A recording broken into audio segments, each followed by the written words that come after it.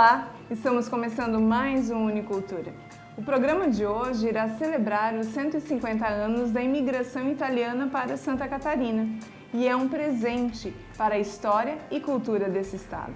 Estamos falando da nova edição atualizada do livro Vencer ou Morrer, do sociólogo italiano Renzo Maria Grosselli. A obra é uma importante referência historiográfica para a imigração italiana no estado. A reedição é fruto da parceria entre a editora Unifeb e a Associação Beneficente Becenello, de Nova Trento. Vamos lá conferir a entrevista? Estamos aqui então com Renzo Maria Grosselli, que é o autor aqui do livro Vencer ou Morrer, a saga dos italianos aqui em Santa Catarina. E nós queríamos, nesse início de conversa, entender como é que foi esse processo desde a sua origem, numa cultura popular, camponesa até, a gente pode dizer assim, num período em que a Itália passava por grandes, vamos dizer assim, efervescências, aí o senhor decidiu queimar a poupança para vir ao Brasil, ou para vir à América, fazer um périplo e conhecer o continente e explorar. Qual foi a motivação para essa aventura? Digamos, eu nasci numa cidadezinha. Naquele tempo não tinha mais de 80 mil habitantes, talvez menos. Trento, extremo norte da Itália. E onde eu sou do ano de 1952. Daqui a pouquinho faço 74 anos, janeiro. Na nossa cidade tinha nascido uma universidade e uma faculdade. A Universidade de Trento era a única naquele tempo, a faculdade era Sociologia. Os meus pais tinham-se urbanizados, que não eram muitas décadas. Eu tenho e tinha duas avós que eram camponesas. E o meu pai era originário de um vale que era perto, 20 quilômetros da cidade de Trento.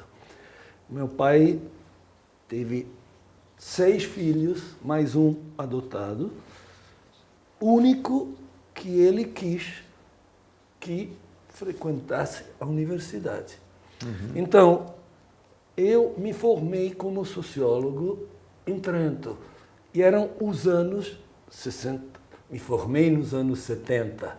Certo. Mas participei a toda a movimentação social que houve em vários lugares da Itália, muitos, especialmente no norte e centro da Itália, e que eram, digamos, e a sociologia foi um dos bercinhos, que era uma movimentação social nos estudantes rebeldes, mesmo, e marxista. Sociologia tinha uma direção, digamos, que era seja marxista, seja católica. Trento foi, não sei a tradução aqui, mas Principato Vescovile ao longo de 800 anos. Quer dizer que a chefia, seja religiosa, mas principalmente política, era de um bispo, tá certo? Então, as duas coisas se misturavam na universidade. Dependia do professor, da linha, etc. Eu saí como marxista. Naquele ano era importante qualificar onde você vai e o que quer da vida. E saí de lá. A minha formação, digamos, com o nascimento, era uma formação de última classe camponesa. As minhas duas avós eram totalmente católicas. O meu pai já era socialista, para dizer. E a minha formação me deu o palpite, a emoção, a vontade de fazer a história da minha gente. Claro, isso aí é muito marxista. É muito, digamos, historiografia do baixo. Do baixo. Então, eu saí de lá para fazer isso. Claro, a minha família era razoavelmente modesta, economicamente muito modesta. O meu pai trabalhava num escritório público, 6 filhos e um adotado. A comida era macarrão, que não é bem uma coisa trentina. Vinha do centro-sul da Itália, digamos. Macarrão, pão e queijo. De vez em quando, salame. Carne, realmente, se comia. Muito pouca. Chucrute, uma saladinha e era só. Pode ser, digamos, um mito, mitologia, mas é o que eu te posso contar. Claro, não podia sair logo com estudos. Também porque eu marxista e os níveis altos da universidade de outra orientação, que era claramente católica, nós tínhamos o Partido da Democracia Cristã, que ao longo de 70, 80 anos, desculpe, vamos fazer 45 até morreu 10 anos atrás, digamos, então, ao longo de muitas décadas. Não. Então, o assunto era o seguinte, você para entrar à universidade tinha que chorar e chorar, se não era do mesmo. Então, meu pai precisava minha família, de uma verba. Então, para ser rápido, eu comecei a trabalhar como, digamos, ragionier, em escritório e depois também no banco. Eu trabalhei no banco 4 anos. Odiava o banco, trabalho no banco. Queria ser um bom profissional, porém, então, não tinha problemas, tinha ansiedades de fazer outras coisas. Trabalhei 4 anos em bancos, mas no 3º ano eu decidi ter um sonho. E o sonho era viajar no mundo. E juntei um primeiro grupo que se desfez, um segundo, depois retirou-se a minha esposa, que sempre ficava a minha esposa, retirou-se a minha irmã, éramos 4 e saímos. Rumo ao mundo. Não podia ser a viagem ao redor do mundo que nós teríamos gostado, não tínhamos dinheiro. Durante anos eu poupei. Certo. Eles botaram mais ou menos o mesmo, digamos. Era uma quantidade de dinheiro boa para comer arroz e feijão 1 ano. E assim foi. Saímos rumo à América. Compramos lá na Itália, não sei como vocês chamam, mas acho que é um grande furgão, que os 2 homens, porque tinha um casal lá dentro, o meu cunhado e o outro, Marcos se chamava, transformaram em um bonito camper. É camper onde o carro que vai e vive lá dentro e tem camas e tem uma cozinhinha pequena, etc. Um trailer, acho. E saímos Nessa saída, desculpe, nessa saída, dessa decisão... Depois corta tudo e joga fora. Nessa decisão de vir à América para fazer esse percurso já de trailer, né? Já estava na tua perspectiva esse resgate da história dos imigrantes? Ou... Absolutamente não. Porém, nós todos tínhamos imigrantes. O Trentino deu imigrantes à Europa, à Itália, à Europa, à Áustria e depois ao mundo já desde séculos. As famílias das montanhas, as aldeias das montanhas, o Trentino é montanhoso. O Trentino tem os 70% do território acima de 1.500 metros, para te dizer. Então, e já começaram desde 1.300 e para cima. E o pessoal trabalhava o pedacinho de terra que tinha. Quando terminava a colheita, a pouca colheita, os homens iam para as planícies, para a Alemanha, para a Itália, para vender uma profissionalidade dele.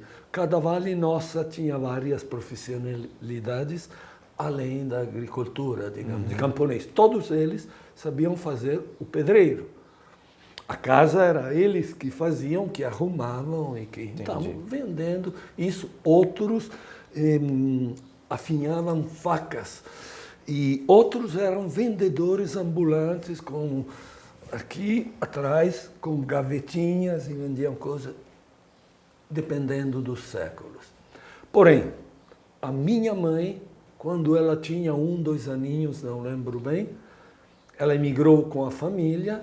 A minha mãe é do 31, 1931.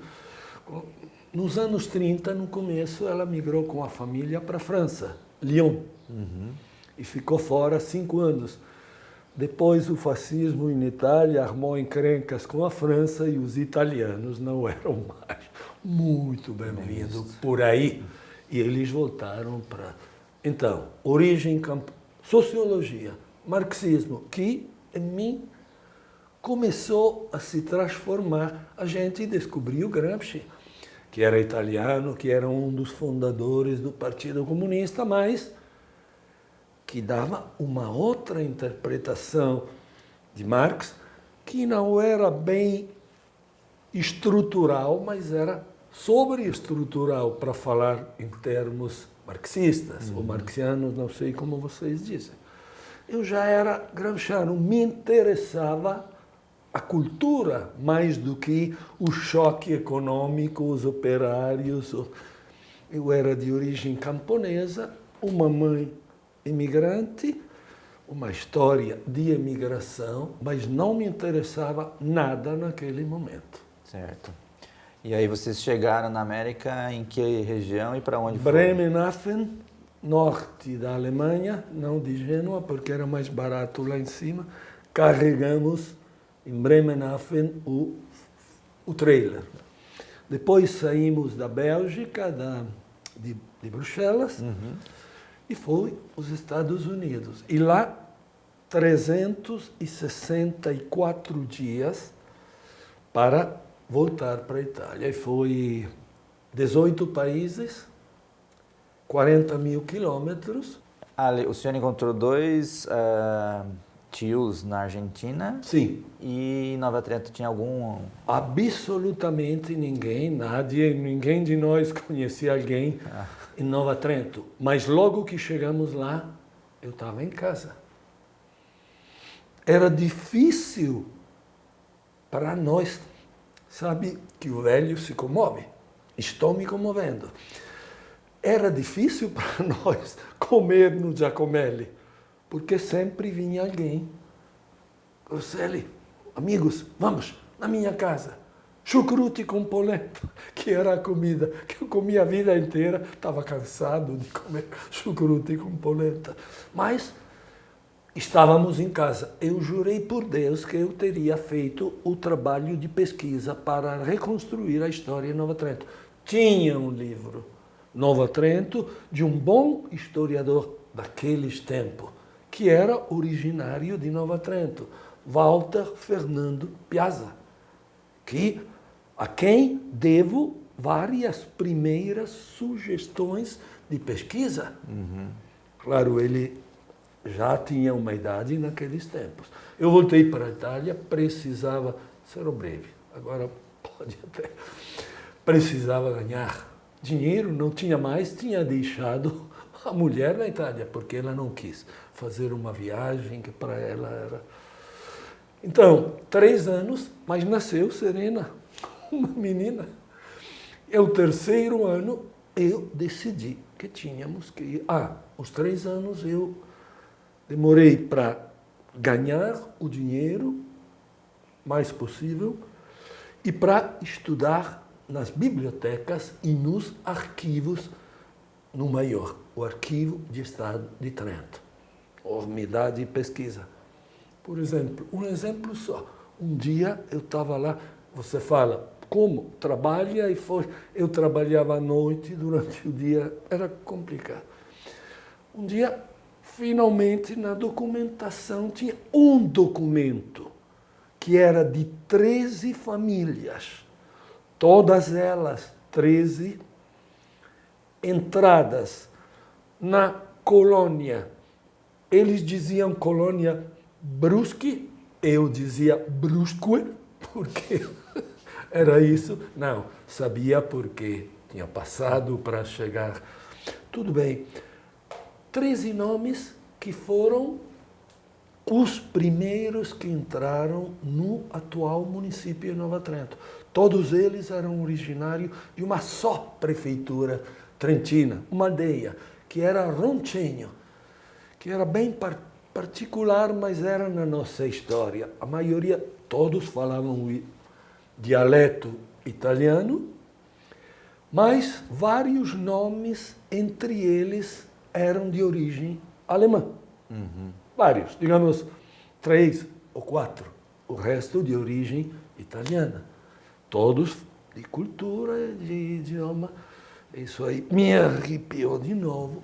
Isso se deve, tanto, à presença ali do período do Império Austro-Húngaro, alguma coisa assim? Sim, se deu antes, porque para colonizar as montanhas, o Trentino era mais ou menos despovoados, digamos. A cidade maior, no 1850, tinha 10 mil habitantes, e era Trento. A segunda, são duas também agora, era Rovereto, a 25 quilômetros, que tinha 4.500 habitantes.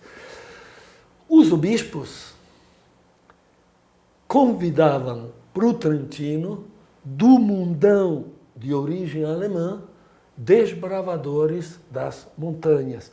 Temos algumas localidades nossas, nem todas, nem a maioria, que foram, porém, o bispo dava poucos hectares e deixava eles irem. Peguem, e eram terrenos assim, uma coisa difícil. E eles, enfim, desbravavam. Em Roncenho tinha, digamos, muitos italianos na aldeia, muito pequena, e a maioria, uma parte de italiano, e todos os alemães subindo a serra. E os primeiros 13 chegaram na atual Claraíba. Naquele tempo, logo que chegaram os nossos Tirol, porque eles eram tiroleses italianos ou tiroleses meridionais, e depois virou com outro nome, enfim, Claraíba. Nova Trento, na minha história. Depois de uma semana, deixamos Nova Trento, os meus amigos perdidos, o casal tinha se desfeito, todos os problemas. Ninguém deles voltou nunca mais. Eu sabia que se a morte não me fechava lá as portas, eu voltava. A esposa falou, sim, tínhamos uma menina de 1 ano. E eles diziam, os meus pais, a minha esposa, Ana Rosa Gianotti, a primeira. A segunda, perdi 2. Depois, não casei mais. Mas, enfim, a minha sogra, a Ana Rosa, o pai tinha morrido. A minha sogra dizia que era não muito estudada, digamos. Falo com você em dialeto. Poreta, sta popa, poreta, ela vai morrer na floresta. A menina vai morrer. Tinha 1 ano a menina quando saímos. E para eles, e para muitos, Brasil era floresta. E olha, Nova Trento não era floresta, mas Nova Trento, de 1983, eu fiquei 1 ano com a Serena, 1 ano até 2, e com a mulher que deixou o trabalho, ganhou, não é aposentadoria lá, não sei se é aqui, você ganha uma mensalidade cada ano de trabalho e eles te dão no final. Desculpem, ela havia trabalhado 3, 4 anos, ganhou 3, 4 mensalidade. Tudo aquilo que eu ganhei nos 3 anos que fiquei lá, guardei. Mais o dinheiro dela, a última mensalidade dela e as 4 ou 5 que ela tinha. E fomos, claro, desta vez de avião, de novo, e diretamente São Paulo, Rio de Janeiro, porque tínhamos um amigo, Floripa e Nova Trento. E lá começou a pesquisa que deu este livro.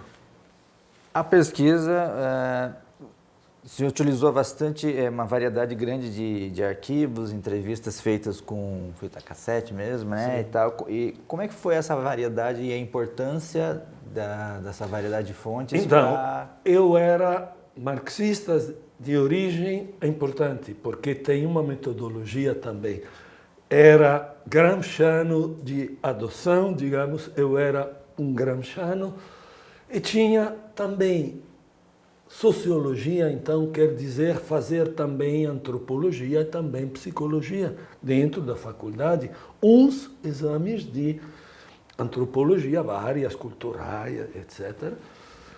Mas eu tinha um mito como historiador, e era o inglês Eric Hobsbawm. Depois de uns aninhos, depois deste livro, eu cruzei também o Fernand Braudel, o francês. Os dois não querem reconstruir a história política ou só a história econômica, a história social, a história da gente, a história do baixo.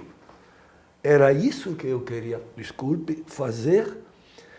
E mais do que isso, eu era trentino. Sabe a qualidade dos trentinos?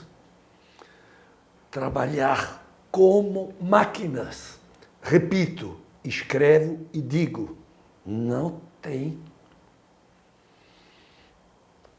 alemão, não tem sueco, não tem norueguês que pode trabalhar como os trentinos, os vênetos e os lombardos. É gente que pode morrer na roça. Então, eu decidi, tenho que reconstruir, sem mitologias. Me comovo agora, porque sou um velhinho que anda para o mundo. Mas eu consegui. Foi uma quadrilogia de livros. Então, as metodologias, o método de trabalho era começar com os livros, tá certo? Todas as fontes. Começar com os livros. As bibliotecas aqui foi em Brusque, em Nova Trento, não sei se tinha, mas claro que em Blumenau.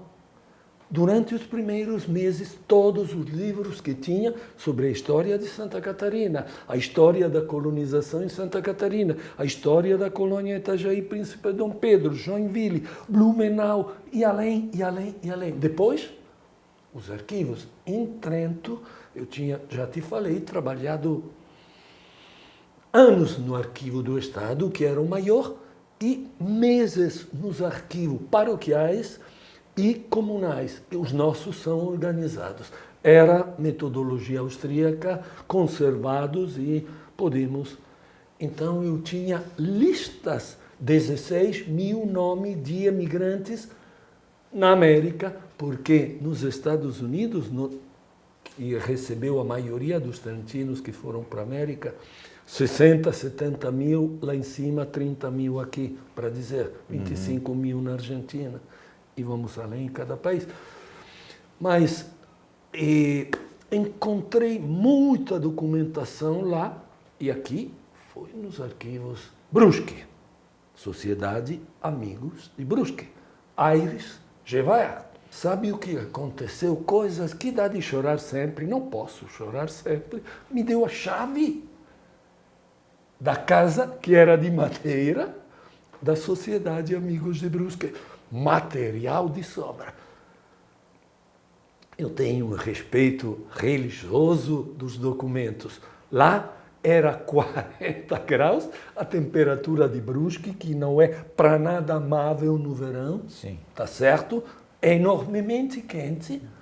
Eu lá sentado, que me servia, às vezes, O Aires ficava lá e me dava, às vezes me dizia, por aqui você encontra. Eu pegava, lá em cima, eu tinha um gravador, gravador sonoro, não queria consumir, não bateria, mas cassetes, éramos com o dinheiro, puxa. Então, nunca fazia gravações sobre documentos, sabe? Você fala e depois um dia vai anotar. Não se fazia. Era escrever. Folhas e folhas, copiando a fonte, o berço, o acervo, digamos, para frente. No calor de Brusque, você que estava sentado, a mesa aqui, a documentação aqui, caíam as gotas e eu fazia assim, a gota não pode cair no documento e trac. E quando, claro que tinha um lenço que fazia coisa, não tinha lenços de papéis no 81. Não. Acho que se existia, eu nunca comprei. Então, muito na Sociedade Amigo de Brusque, muito menos no arquivo e José Ferreira da Silva em Blumenau, mas muito menos porque tinha havido, não sei se um incêndio, agora tenho memória, um incêndio ou uma devastação. Blumenau não tem enchentes seguidas, que está lá no Itajaí-Açu, numa curva que invade a cidade, provavelmente foi uma enchente. E não tinha farta documentação, porém tinha. E tudo aqui lá missa. Uma outra coisa que você entende logo, pode ser brasileiro de origem alemã, ou brasileiro de origem portuguesa ou italiana, um brasileiro, afro-brasileiro, etc. A gentileza aqui é a coisa mais importante na vida social. E comigo eram deliciosos, me ajudavam. Eu dormia em Blumenau. Aqui é uma gravação que não sei, sim, chega ao público.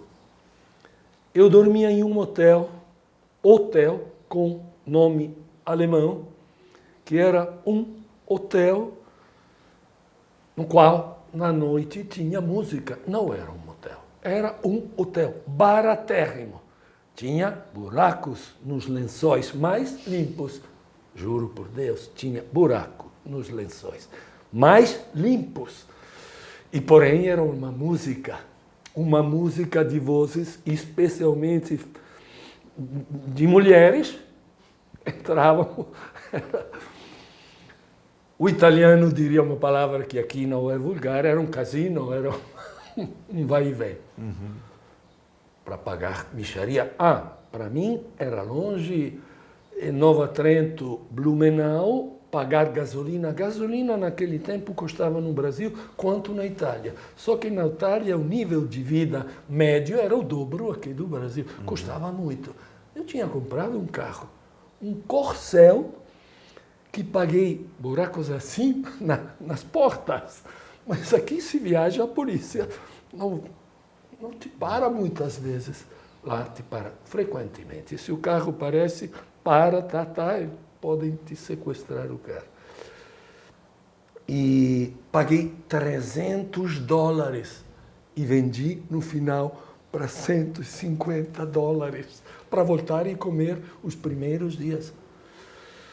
Voltamos lá, digamos que a minha mulher não era feita por isso. Quero dizer, não que molestasse, por caridade, mas alugamos uma casinha no beira-rio do Braço, em Nova Trento. 40 metros do rio, com uma escadinha de cimento que subia 8 degraus para chegar lá e depois tinha a estrada. Por exemplo, houve uma enchente em Nova Trento. Eu estava lá com a menina dormindo. Nós tínhamos a cama da menina, cama que vinha da Itália. Era uma cama feita com tubulares, digamos, para as cabeceiras e os pés, e depois era feita de plástico, de rede plástica. Você botava lá a menina, não pesa, e se fechava assim. Era para dizer outros tempos. Chegou uma enchente em Nova Trento e também em Santa Catarina. Eu, aquela noite, muito escuro, luzes públicas na Velha, não lembro que tivesse, pode ser lá em cima, mas aqui embaixo não. Eu descia os degraus.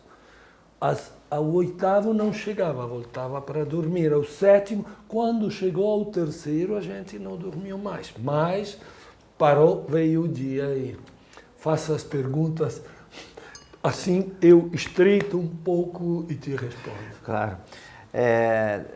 Essa pesquisa que o senhor fez, né, que é várias coletas de dados em vários arquivos diferentes. Só para te dizer rapidamente, então, arquivos e livros, arquivos.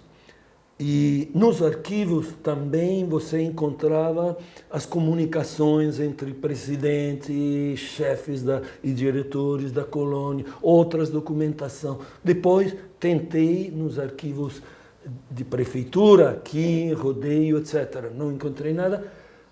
Os franciscanos de Rodeio, muitas comunicações com o Trentino, 1900, 1890, etc. Tudo, todas as fontes. E comecei pela primeira vez na minha vida a fazer história oral também, gravações. 28 eu fiz com os velhos que na época tinham 70, 80 anos, que agora teriam 100, 130, digamos, que estão lá.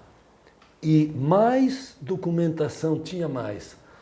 Não lembro mais qual, mas tudo aquilo pode se juntar para formar coralmente uma reconstrução historiográfica do Baixo.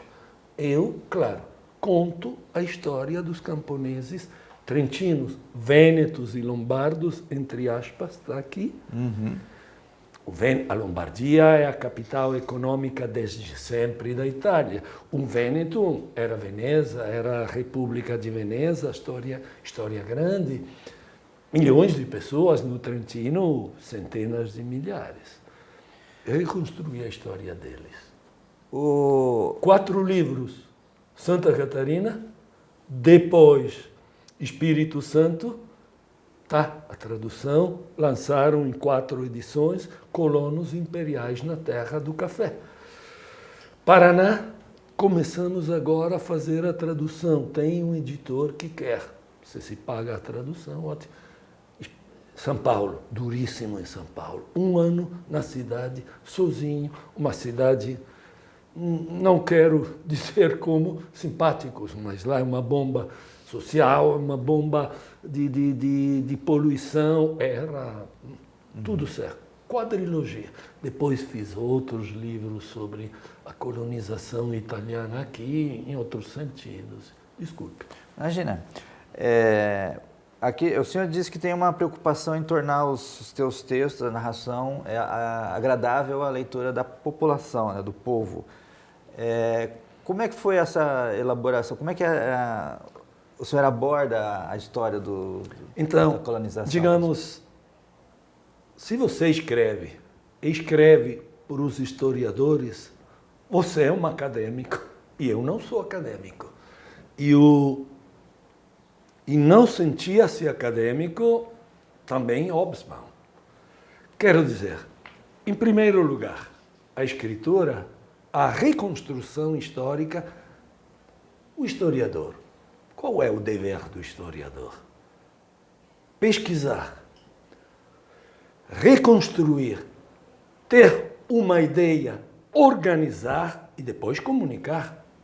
Comunicar quer dizer escrever e escrever bem. E eu sou um bom escritor, que não quer dizer escrever para maravilhar ou escrever mentira só para ter uma historinha boa. Quer dizer tentar interessar. Claro, quem tem uma escolarização, digamos, média, de média para cima. Por isso que eu digo que o idioma, a escritura é importantíssimo. Eu era para o Hobsbawm. E também reconstruir, se puder, a vidinha toda da comunidade. Não só dizer, chegaram 18 de maio de 1200, houve uma batalha, houve uma coisa, e depois veio o rei e fechou a história. Estou banalizando, claro. Mas como eles entraram aqui? Se os pactos foram respeitados, qual foi a desambientação deles? Eu sei que é uma palavra minha, provavelmente não é portuguesa, mas dá para entender. Desambientação. A morte brutal na floresta, os primeiros nascimentos, a religiosidade. Nós tínhamos centenas de padres lá. Quantos chegaram no Brasil com os 30 mil? 5. 5. Estava melhor lá o padre. Porém, tinha muitos padres filhos de camponeses.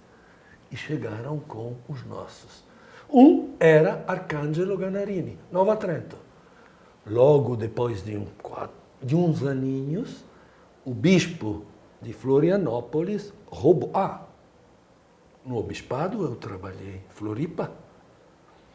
E o que aconteceu? Sabe por quê? Porque descobri lá e me ajudou o arquivista lá. Quem era o arquivista lá? Era um homem velho de idade, eu naquele ano tinha 35, não sei quantos anos. Ele era bem de idade, tinha uma telara para nós. Aquela coisa que você bota para trabalhar com botões aqui. Jaleco? Jaleco? Um jaleco. Assim. E ele dizia, bom dia, professor Renzo. Não sou professor. Bom dia, eu fiz o doutorado depois, em Porto Alegre. Renzo, eu queria descobrir logo que se você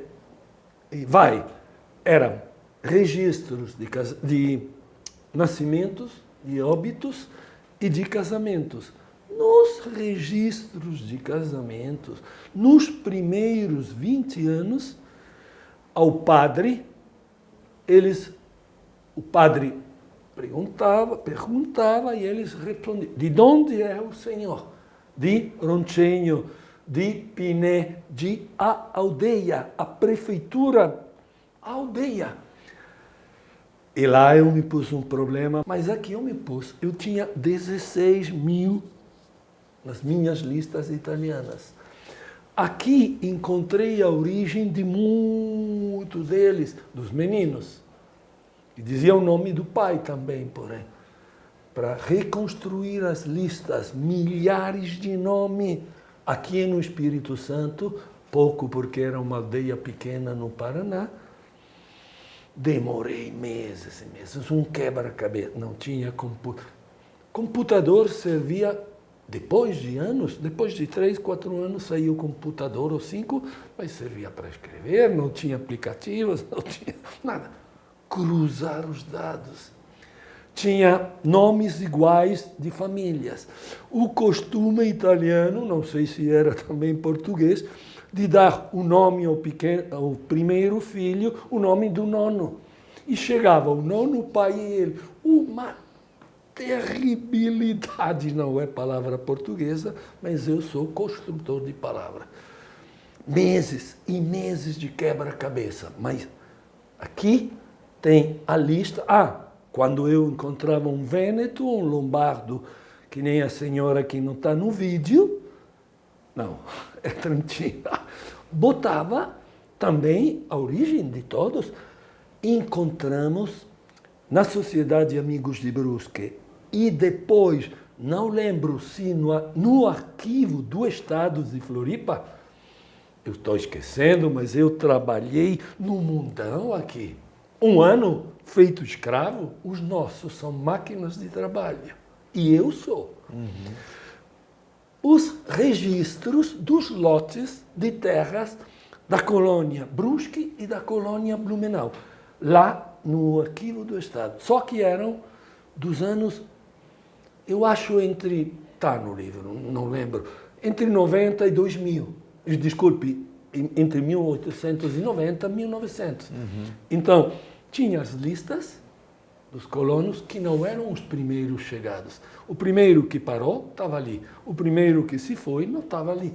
porém você encontrava nos registros das paróquias, porque eu, em Floripa, com o padre Alfonso, porque descobri que era padre, e porcaria, nos últimos dias eu descobri que era o bispo.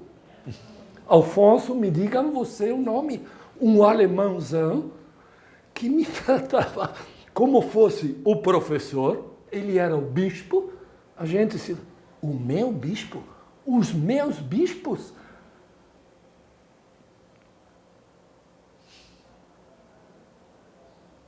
Não vou além disso.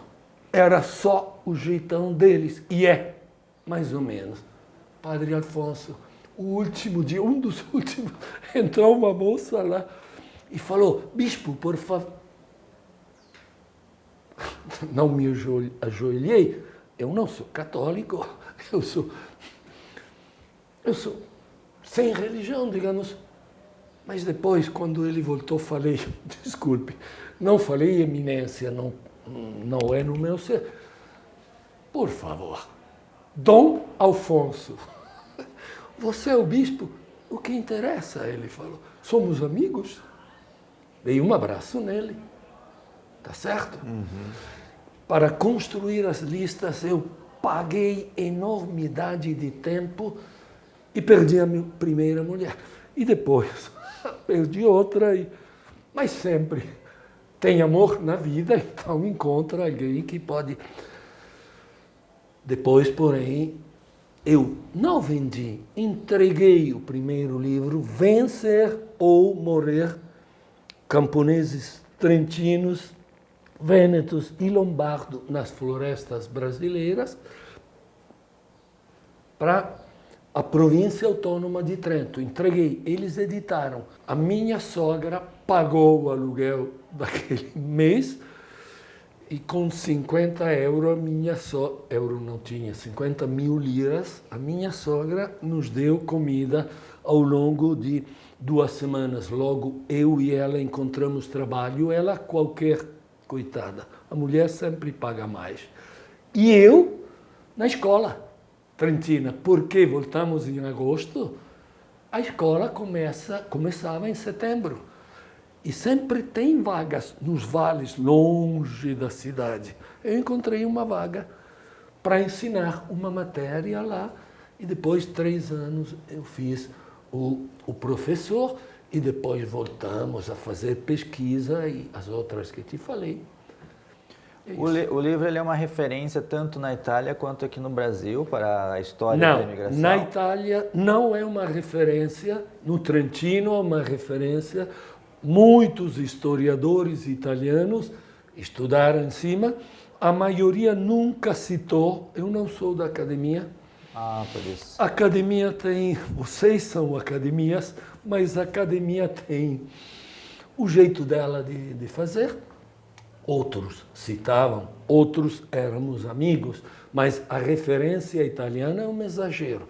Todos os estudiosos de imigração rumo ao Brasil, da Itália inteira, chegaram nessa quadrilogia. Usaram, vários citaram, outros não. Aqui houve uma pessoa que tenho que lembrar, Roselis Correa dos Santos. Era chefa de um departamento de história da UFSC. Não conhecia aqui, mas o livro saiu em 86. E ela logo detectou, ela era belle por lado de não sei qual lado, uma avó. O avô dela era belle, que tem em meia Itália, mas que tem também entre nós. E ela sabia, tinha estudado o que era Trentina. 87, menos de um ano depois da edição italiana, tínhamos a edição brasileira. Outro milagre. E o livro ele também ajuda muitos descendentes a obter a cidadania italiana, isso confere? Eu acho que se digo centenas, estou diminuindo o valor. Eu acho milhares. Eu sabia disso. Eu fazia, olha, agora tem uma questão lá, o governo E italiano eliminou muita possibilidade de fazer a dupla cidadania, etc. Tem razões, tem não razões, tem tudo isso. Porém, naquele tempo, eu sabia que eles não sabiam de onde eram originários. Eu não tinha histórias com a dupla cidadania. Aliás, o pessoal brasileiro que nos anos 90, prima década de 2000, muitos brasileiros, jovens e homens principalmente, que iam para lá para encontrar trabalho, acabavam na Alemanha. A Itália tinha pouco trabalho, digamos, não muito, e eles iam para a Alemanha, porque já tínhamos naturalmente a União Econômica Europeia e a passagem com, digamos, depois de uns pactinhos, e eles se foram. Porém, eles encontravam o berço. Sempre eles procuravam, não só para obter a dupla cidadania, ou você tem a documentação de qual é a origem da prefeitura italiana, ou você não chega lá. Então, milhares de duplas cidadanias. Para finalizar, então, só em termos o livro ele comemora os 150 anos da imigração italiana, né? A reedição... Hoje, o livro da Unifeb festeja os 150 anos da imigração italiana. O senhor acredita que o livro ele conseguiu obter esse objetivo de recuperar essas raízes dos antepassados para as gerações atuais, aqui no Brasil e talvez até na região de Trento, digamos, da Itália? Totalmente até 15, 20 anos atrás. Agora, a civilização e as novas gerações se movem em outro sentido, e a tecnologia não é só o celular, é a construção de outra identidade. Acho que neste momento interessa muito pouco a maioria dos jovens, também do meu filho, quero dizer. O último tem 23 anos. Porém, das duas, uma e meia, gerações que estão entre 1983, quando cheguei em Nova Trento, e, digamos, 83 mais 25 faz 2008, e que morreram também depois do 2008, sim, o livro marcou, porque no Trentino a gente está ali onde se foram os nossos. Falava-se América, falava-se só Brasil. Olha, o Grosselli escreve lá e tem as listas. Então, sim, funcionou muito, deu muito, e agora vamos ver. A Unifeb, com a Associação Beneficente de Besenello, que é Nova Trento, apostaram nisso. Eu acho que também a academia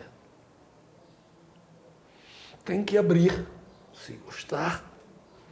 Eu acho que vão gostar, mas eu acho que a academia brasileira abriu muitas vezes. É a academia italiana que tem o cheirinho aqui embaixo.